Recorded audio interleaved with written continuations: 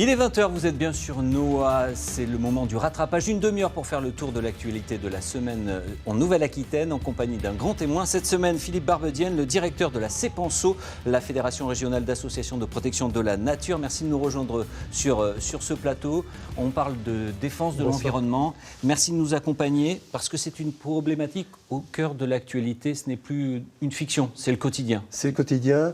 Et si je peux faire référence à mes souvenirs, aux souvenirs de mon enfance, je peux affirmer, mais sans aucune marge d'erreur, que l'état de l'environnement se dégrade à une vitesse grand V depuis les 30 ou 40 dernières années, et ça commence à prendre une tournure catastrophique. Alors justement, dans l'actualité de la semaine, il y a bien évidemment la menace de la pollution après le naufrage du Grande America dans le golfe de Gascogne. Un conteneur a été ramené au port de La Rochelle. Il contenait 6 tonnes de chips, mais c'est beaucoup moins rigolo et souriant ce qui reste dans ce navire italien. Il contient plus de 1000 tonnes de matières dangereuses, du fioul qui s'échappe des réservoirs notamment. Certains pétroliers en profitent-ils pour des dégazages sauvages? Des oiseaux mazoutés sont en cours d'analyse au Centre des soins pour animaux sauvages du Pays Basque.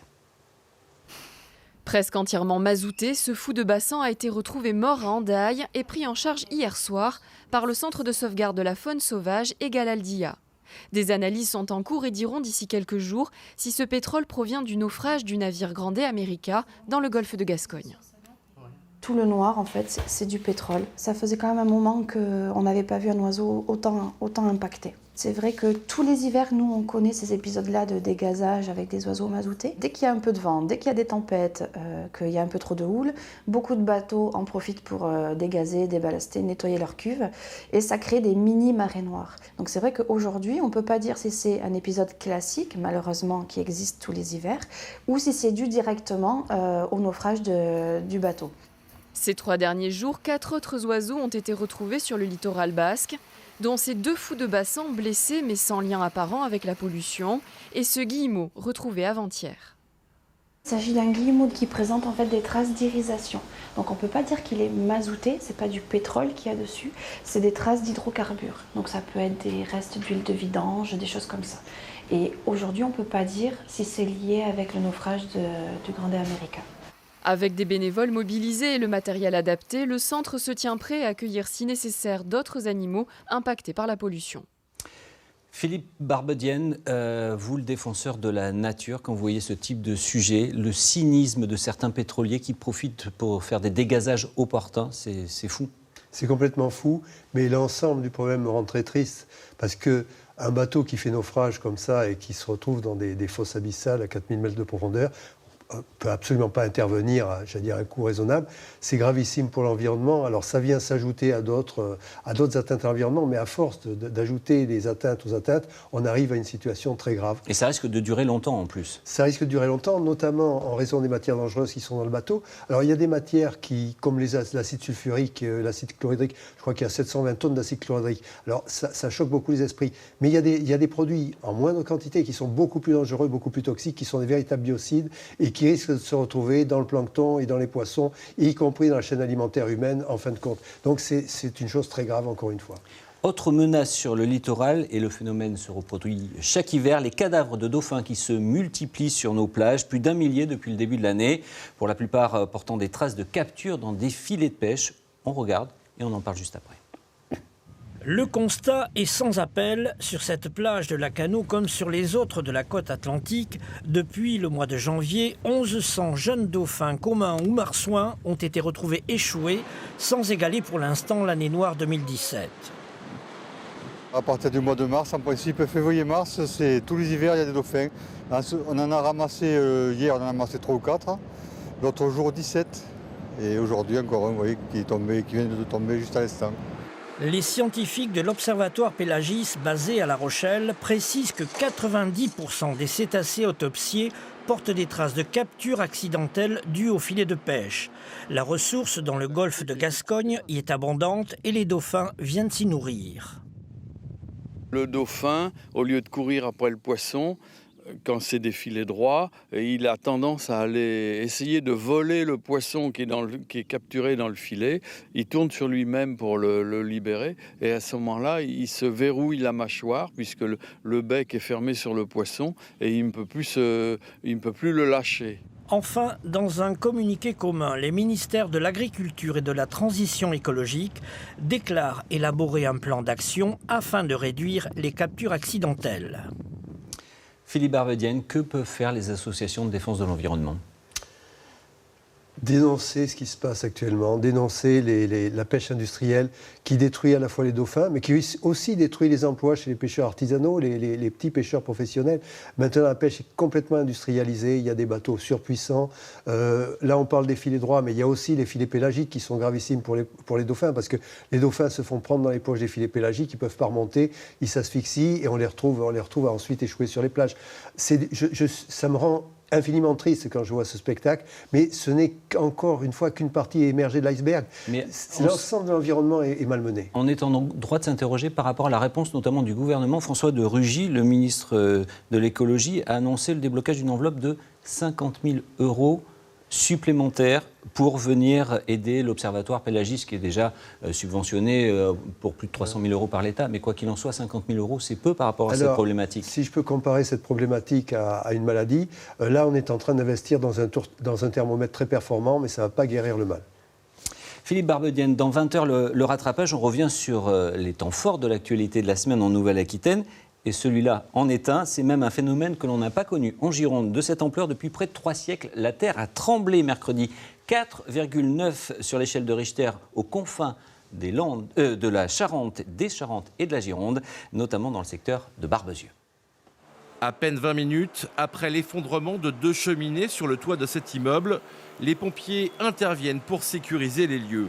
Certains habitants ont été évacués alors qu'ils étaient encore en pyjama. Ils ont ressenti quelques secousses et un bruit sourd. J'ai été vérifier dans l'appart s'il n'y avait rien, qui était tombé, il n'y avait rien. Donc je ne me suis pas inquiétée plus que ça. Et je sais pas, 5 minutes après, il y a les gendarmes qui sont venus toquer à ma porte.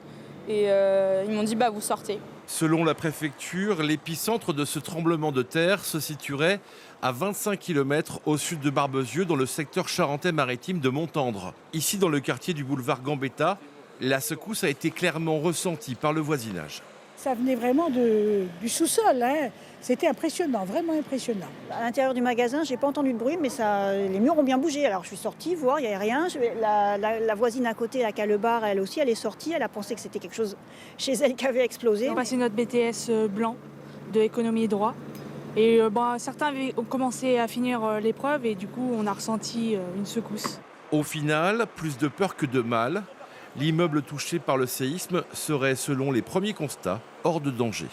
À l'heure actuelle, la charpente n'a pas bougé. Les éléments qui menaçaient de tomber ont été descendus par nos soins et on est dans les opérations de bâchage. Le bâtiment en soi ne présente pas de risque particulier. La chute des 2 cheminées serait le seul dégât connu suite à ce tremblement de terre. Philippe Barbedienne, même dans les terres, la nature nous rappelle qu'elle est vivante. Oui, et elle nous rappelle aussi quelque chose, c'est qu'on a beau croire qu'on a tout prévu et on ne prévoit pas l'imprévisible. Et ça, c'était totalement improbable. Et il y a eu un séisme qui s'est produit dans cette région. Imaginons qu'un séisme d'amplitude plus forte se produise à côté de la centrale nucléaire de Breuil-Saint-Louis. Ça interroge sur les mesures de sécurité qui pourraient être mises en œuvre. Même si ça a été vérifié, qu'ils ont été vérifiés et qu'a priori c'est un site antisismique ? J'ai beaucoup de mal à le croire. De toute façon, on n'est pas à l'abri des raz-de-marée non plus. Imaginez un tsunami en mer qui se déverse sur la côte. La centrale du Blayais est très proche de l'estuaire. Elle a failli être inondée en 1999. Et en cas de grosse catastrophe, on n'est pas à l'abri d'un cataclysme. Et ces dérèglements de la planète, les populations les plus pauvres en sont bien souvent les premières victimes. Au Mozambique, au Zimbabwe voisin, cette semaine, il y a eu le passage du cyclone Idai qui a fait plus de 400 morts. Les sinistrés attendent toujours des secours. Comme à chaque fois, les communications sont coupées. Les équipes paloises de Télécom sans frontières se sont mobilisées. Certains sont déjà d'ailleurs sur le terrain. C'est le cas de Florent Bervas. Il est chef de mission. Il est à Beira, au Mozambique, où nous avons pu faire un point avec lui par Internet. On l'écoute. Les besoins restent à identifier. Car beaucoup de zones sont relativement inaccessibles en raison des difficultés logistiques pour les atteindre. Donc voilà, les communications permettent à toutes ces organisations de se partager les informations essentielles, de passer aussi des appels téléphoniques, des outils comme WhatsApp. Et voilà, donc ça se met encore en place. Les distributions ont commencé dans certaines zones, mais le territoire impacté est vraiment énorme. Donc nous également, on est en train de chercher à atteindre les zones les plus isolées pour rétablir des communications et permettre aux gens d'appeler leur compte. Il y aura combien de personnes à terme de Télécom sans frontières venant de Pau? Donc là, nous étions arrivés du coup, samedi au Mozambique avec 3 personnes. Nous avons une personne qui vient renforcer notre équipe. Localement, on va s'appuyer sur du personnel local pour renforcer notre équipe. Et vu la situation, ça risque de durer au minimum 1 mois. Donc on va mobiliser probablement plus de personnes, notre personnel. 20h, le rattrapage se poursuit sur nous en compagnie de Philippe Barbedienne de la Cepenso pour aborder maintenant ce NIMBY, pour cette expression anglaise qui veut dire notre in my backyard, expression consacrée pour décrire l'opposition particulière à un projet d'intérêt général. C'était cette semaine à Bourdelle, dans le sud Gironde, autour d'un projet d'implantation d'une gravière. On en parle juste après. Cette gravière de Fontaix arrive à épuisement des ressources. La filière de traitement de Lafarge, le cimentier leader mondial, a donc l'intention de déplacer ses installations à 6 km de là. Les terres ne sont pas achetées. Le projet en est vraiment à son tout début. Et donc nous allons lancer une phase de consultation auprès d'experts en écologie, en hydraulique, en hydrogéologie. Et c'est l'ensemble de ces expertises qui permettra de mieux définir l'emprise même du projet. La vallée de la Garonne est sur les communes de Bourdelle et Montgozin, 4 parcelles, au total 100 hectares, que la société Lafarge Holcim compte transformer en carrière.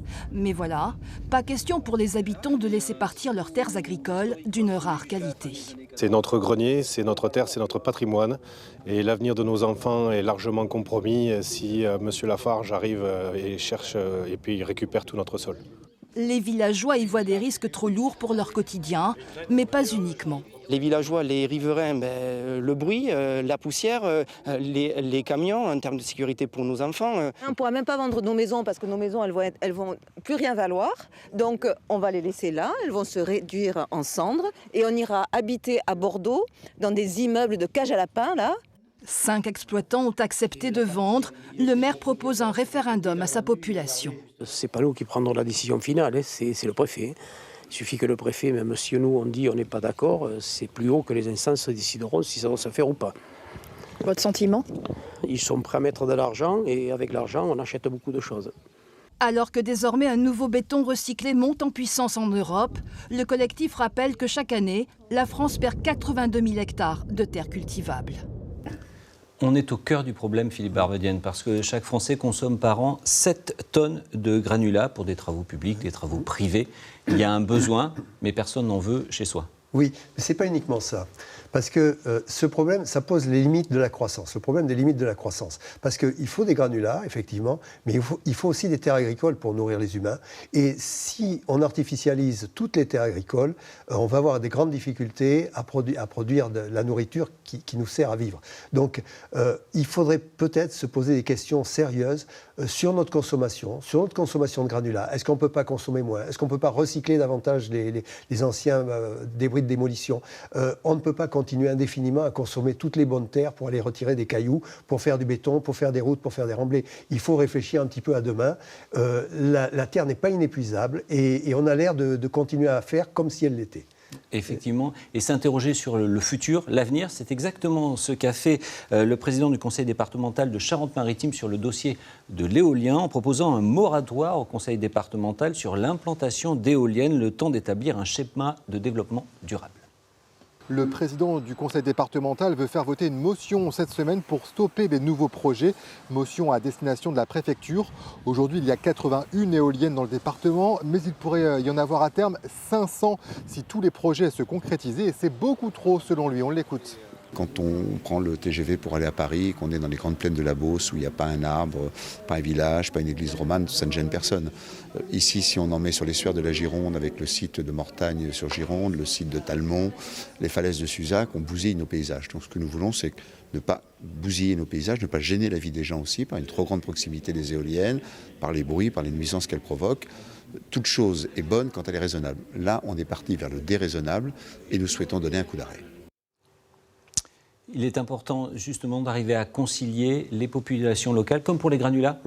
Et les nouvelles technologies, parce qu'on ne peut pas se priver d'éolien, on ne peut pas faire que du nucléaire. Mais il faut relativiser, parce qu'il faut savoir qu'en Aquitaine, la grande région est excédentaire en production d'électricité et que la production de l'Aquitaine dépasse largement les besoins des Aquitains, tant et si bien qu'on exporte 27% de notre production. Donc si au moins les nouvelles centrales d'énergie renouvelable, qu'elles soient éoliennes ou photovoltaïques, si ça servait à réduire le nombre des réacteurs nucléaires, ce serait beaucoup plus facilement accepté par les populations. Alors, sachant que cette semaine, on a frôlé, je crois, 18% de production d'électricité par l'éolien en France entière, ce qui est quand même pas mal. C'est appréciable, c'est très appréciable. Mais il faudrait profiter de ça pour réduire la quantité d'énergie produite par le nucléaire. Il faut revenir en arrière. Et puis, il faut aussi réduire notre consommation, arrêter cette courbe croissante de la consommation énergétique. On va dans le mur. Il faut arriver à devenir raisonnable et sobre. Alors cette semaine dans l'actualité, il y a également eu ces 2 viticulteurs girondins qui comparaissaient devant la justice en 2014 près d'une école primaire du Blayais. Après le traitement des vignes aux produits phytosanitaires, plus d'une vingtaine d'élèves et une institutrice avaient été pris de picotements aux yeux, de maux de gorge. Le parquet a plaidé la relaxe. Le délibéré sera prononcé le 30 avril prochain. Évoquons à présent les difficultés que rencontrent déjà certains secteurs pour s'alimenter en eau. C'est le cas en Creuse où les réserves sont au plus bas, un problème récurrent et il y a urgence à trouver une solution. À peine au printemps qu'on dirait déjà l'été, pour Jean-Pierre Chapy, il fait vraiment trop beau. Si, mais il y a un écoulement encore, mais c'est vraiment minime. Même pas remise de la sécheresse de l'été dernier, la terre creusoise a déjà soif. Les cours d'eau sont à 40% de leur débit. Quant aux réserves souterraines, elles ont atteint un seuil historiquement bas. On a de l'eau en surface, vous voyez, les drains coulent un petit peu, mais il y en a très peu. Quand on va avoir passé 8-10 jours avec un soleil comme ça, la reprise de la végétation, là on va se retrouver en sécheresse complète. Ces 15 dernières années, Jean-Pierre Chapy a connu 6 sécheresses, alors cet éleveur s'est creusé la tête pour ne plus être à sec. Une réserve pour récupérer l'eau couplée à une mare, de quoi abreuver ses terres et ses bêtes. Chez nous, à part des réserves où on peut la stocker, on n'a pas de réserve en profondeur, on n'a pas la nappe de Beauce chez nous, hein, où à 30 ou 40 mètres on peut pomper toute l'eau qu'on veut. Hein. Alors je pense, la seule solution pour avoir de l'eau quand il en manque, c'est de la stocker l'hiver quand il en tombe beaucoup, quoi. Mais si Jean-Pierre a bénéficié d'un programme d'aide régionale, la plupart de ses confrères peinent à obtenir les autorisations. Faute de parvenir à assouplir la loi sur l'eau, le président de la Chambre d'agriculture a donc décidé de passer en force. Aujourd'hui, moi personnellement, sur mon exploitation, je fais le choix de faire un forage. Je ne demande aucune autorisation, je fais mon forage. Par contre, si je n'ai pas le droit de le faire, il faut qu'il m'empêche, il ne faut pas qu'il me laisse faire. Face à l'urgence, la direction départementale des territoires planche enfin avec la Chambre d'agriculture. Captage, pompes solaires ou éoliennes, retenues collinaires, plusieurs solutions alternatives seront en démonstration la semaine prochaine sur une demi-douzaine d'exploitations. Philippe Barbaden, ça aussi, l'eau, c'est l'élément essentiel pour une région agricole comme la nôtre. C'est une vraie difficulté. L'eau, c'est la vie. Mais cette carence en eau en Creuse, mais pas uniquement en Creuse, dans d'autres secteurs de la Nouvelle-Aquitaine, cette carence en eau est certainement le signe d'une évolution défavorable du climat. Tout comme le cyclone dans le Zimbabwe, tout ça, c'est peut-être le signe que les dérèglements climatiques commencent à avoir des impacts graves sur notre vie, sur notre façon de vivre. Ensuite, je comprends les problèmes des agriculteurs, mais l'eau n'est pas un bien qui peut être privatisé par le monde agricole. C'est un bien collectif. L'eau est aussi utile à la biodiversité. Donc il faut vraiment étudier des pratiques agricoles moins gourmandes en eau et puis également étudier un meilleur partage de l'eau. De toute façon, il faut aussi, ça aide à prendre conscience du problème du climat, il faudra aussi très vite réagir.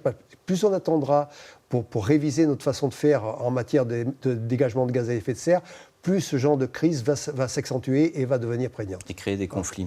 Alors, la nature et les richesses de notre région, il en était question également sur notre antenne cette semaine, avec cette escale au parc ornithologique du Teche sur le bassin d'Arcachon, où la vie reprend ses droits après l'hiver. C'est d'avoir des niveaux d'eau qui permettent aux oiseaux d'être les pattes dans l'eau et les plumes au sec. En une formule, Christophe le guide résume la mission de la réserve ornithologique du Teche. Face à lui, des élèves de 6e du collège Montaigne de Lormont se préparent à observer les oiseaux sauvages accueillis dans cet espace protégé. 110 hectares de marais, de lagunes, de roselières ou de boisements, des paysages variés où les surprises nichent au détour des sentiers. Avec ou sans jumelles, impossible de ne pas admirer les nouveaux arrivants.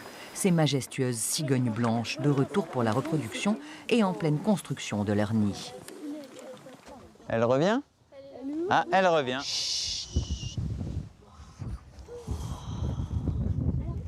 Ça émeut toujours les petits comme les grands de voir une cigogne qui nous décolle devant, qui va chercher à manger, qui va chercher du matériau pour refaire le nid, et puis qui revient, qui claque du bec. C'est le côté un peu spectaculaire et qui est très plaisant pour les enfants. On crée de l'extraordinaire dans un milieu ordinaire. On ne voit pas des oiseaux comme ça tous les jours. C'est un endroit qui est beau, qui est calme. S'il n'y a pas cet environnement, on ne verra pas vraiment beaucoup ces oiseaux et on n'en apprendra pas plus. Je regarde les trucs différemment parce qu'on apprend plus sur les oiseaux et les arbres. Et après, je vais faire plus attention. Plus de 300 espèces fréquentent la réserve toute l'année et près de 80 en cette période de nidification. Des oiseaux sauvages à découvrir avec ou sans guide le long des 6 km de sentiers, depuis des cabanes d'observation ou des plateformes situées aux points de vue les plus favorables, avec pour seule règle le silence et la patience. Il faut tomber au bon endroit au bon moment, hein. Ça se mérite comme on dit, mais c'est toujours impressionnant. Ouais. Un balai de bécasseaux variables avec double face de couleur, face sombre sur le dos et face claire sur le ventre, un peu pour se défendre contre les prédateurs, les impressionner avec cet effet de lumière et d'obscurité dans le plumage, donc c'est toujours un balai impressionnant. Et voilà comment, en un demi-siècle, ce site situé sur le bassin d'Arcachon, sur l'une des plus importantes voies de migration, est devenu une escale aussi indispensable aux millions d'oiseaux migrateurs qu'aux amoureux de la nature. Philippe Barbedienne, défendre la nature, ça passe aussi par la pédagogie? Aussi, bien sûr. La pédagogie en direction des enfants et puis en direction aussi des gens qui prennent les décisions, des élites, des élus. Il faut que les gens apprennent à respecter la nature. Ces images sont formidables, ça montre la réussite de ce parc ornithologique, mais il ne faut pas que ça fasse oublier qu'à côté, les milieux naturels disparaissent sous le béton, sous les gravières, sous les lotissements, sous les infrastructures. Il ne faut pas que ça devienne une réserve. Là, c'est une réserve, mais il ne faut pas que la réserve cache, il ne faut pas que ce soit l'arbre qui cache la forêt. La forêt, c'est les milieux naturels qui sont soumis à une pression très forte, qui sont artificialisés, et sur les milieux naturels restants, je parle des forêts et des terres agricoles, les pratiques humaines sont tellement intensives avec la mécanisation, les intrants chimiques, tout ça, qu'on fait disparaître la biodiversité qui s'y réfugie. Donc ce ne sont pas les quelques réserves, les quelques timbres-postes de protection forte qui vont résoudre le problème de la biodiversité. Et qui doivent cacher la forêt. Voilà. Alors défendre et sensibiliser la problématique de l'environnement, certains le font à terre, on l'a vu, certains le font en mer. C'est le cas d'Yvan Bourgnon et de son projet de bateau nettoyeur des mers, il s'appelle le Manta. On travaille depuis 2 ans sur un bateau, le Manta, qui va être capable d'aller ramasser les déchets plastiques en mer. Mais le plastique, c'est toujours très compliqué. Ils ont énormément de mal à trouver des solutions pour recycler le plastique. Yvan Bourgnon en séance de sensibilisation devant des collégiens de 3e. Le navigateur poursuit sa croisade pour la sauvegarde des océans face à la problématique des déchets. Son projet phare, c'est Manta, un bateau de collecte des détritus abandonnés en mer. Nous l'avions interviewé il y a 2 ans. Après 10 000 heures de tests, Yvan Bourgnon l'assure, le navire sera bien construit d'ici 2023. De nouvelles idées ont vu le jour, notamment d'utiliser tout ce plastique collecté pour en faire du carburant. En fait, c'est une technologie qui existe depuis les années 70. Simplement, on a réussi à la rendre compacte et on fait fondre à haute température dans un réacteur le plastique. Et en bas, on en tire des huiles et en fait, qui deviennent du carburant. Et en haut, on en sort des gaz qu'on peut transformer en kilowattheure. Et donc, voilà, c'est de l'énergie à l'état pur. Tout ça sans dégager de CO2 dans l'atmosphère. Autre idée novatrice, le repérage par satellite des déchets plastiques, en partenariat avec l'Agence européenne de développement et Airbus. Donc on va lancer un bateau dès le début 2020 qui va aller repérer ces plastiques dans les zones contaminées et qui va pouvoir comparer en fait avec les clichés de satellites et dire voilà, l'amas de plastique qu'on a vu là, finalement c'est pas une écume, c'est pas une vague, c'est vraiment du plastique. Et vraiment dans 3-4 ans, on sera à maturité pour pouvoir clairement utiliser ces clichés pour ramasser concrètement le plastique. En 3 ans, l'équipe Sea Cleaner a réussi à récolter 10 millions d'euros de financement, soit 1/3 de la somme nécessaire pour faire aboutir le projet. On en vient comme chaque semaine à ce qui a fait le buzz sur notre site internet et nos applications mobiles. Le bruit du web fait escale cette semaine sur le pont transborder de Rochefort. Il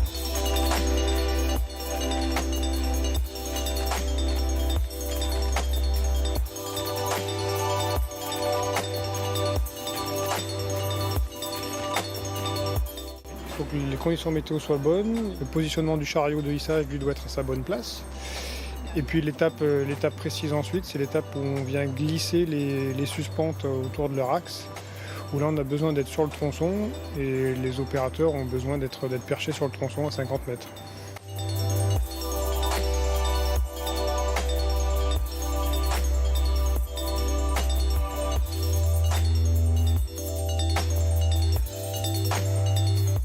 Il restera à rééquilibrer toutes les suspensions définitives qui ont été mises en place cet hiver. Donc rééquilibrer en gros, c'est aller retendre convenablement tous les câbles pour que le tablier se tienne bien. Et puis la remise en place de la nacelle qui a été déposée donc, il y a presque 3 ans, qui va être suspendue à nouveau sur ce nouveau tablier pour la remise en service.